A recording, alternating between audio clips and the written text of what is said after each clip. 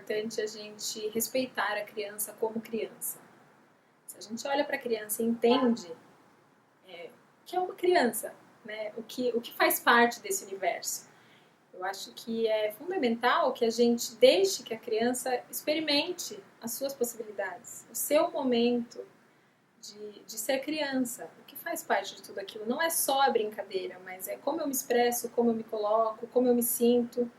Então, o próprio brincar, que a gente fala tanto hoje em dia, tanto na escola quanto em casa, ele tem que ser valorizado e a criança precisa cada vez de mais espaço.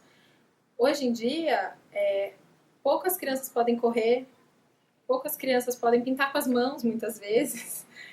São atividades simples e cotidianas que eu acho que são fundamentais. Eu participei de grupos de gestantes e bebês na Dinamarca e eles viram as crianças de ponta cabeça, muitas vezes, e o tempo todo, desde muito pequenas. Claro que tudo tem uma supervisão de um profissional que ensina, inclusive, as mães e pais a segurarem da maneira correta para que aquilo não prejudique, não machuque a criança.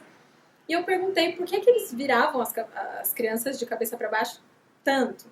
E eles lá, pelo que eu percebi, estudam muito e fundamentam muito tudo que eles trazem como proposta para as crianças. Tudo tem um estudo por trás. E eles me disseram que há muito tempo eles começaram a observar que eles observaram um grupo de crianças africanas e crianças dinamarquesas. E eles perceberam que as crianças africanas tinham um desenvolvimento corporal e psicomotor muito superior ao desenvolvimento de crianças dinamarquesas. E eles começaram a buscar o porquê desse desenvolvimento superior em tantas questões. E eles chegaram à conclusão que como era a vida desse bebê africano, ele estava, na maioria das vezes, amarrado ou na parte de trás ou aqui na frente do corpo da mãe, que precisava continuar suas atividades normais. Então, o que acontecia? Na atividade que a mãe fazia, seja de lavar roupa ou qualquer coisa comum de dia a dia que ela fazia, aquele bebê acabava sendo muito movimentado. E ele virava de ponta cabeça o tempo inteiro.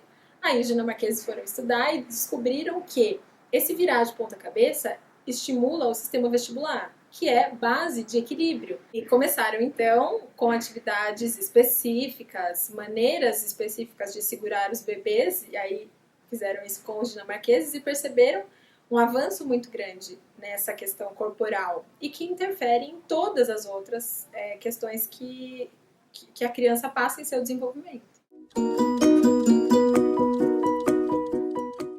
As atividades do dia a dia da criança precisam de um desenvolvimento psicomotor saudável para que elas aconteçam. Então, por exemplo, outro dia eu estava com uma criança de 5 anos eu acompanhei a criança ao banheiro e essa criança foi apertar a descarga e ela não conseguia.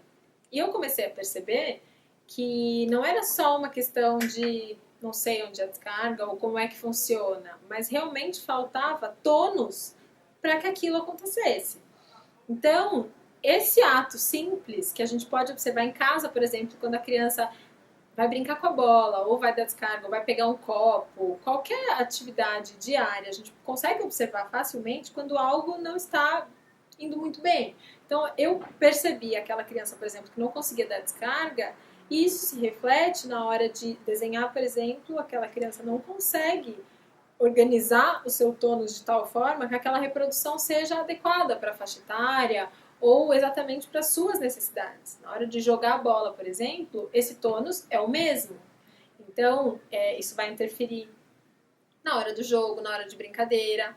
O se vestir, é tão importante e às vezes a gente, até pela pressa, eu entendo que isso acaba acontecendo muitas vezes em casa. Ah, não, eu coloco a sua roupa e acabou.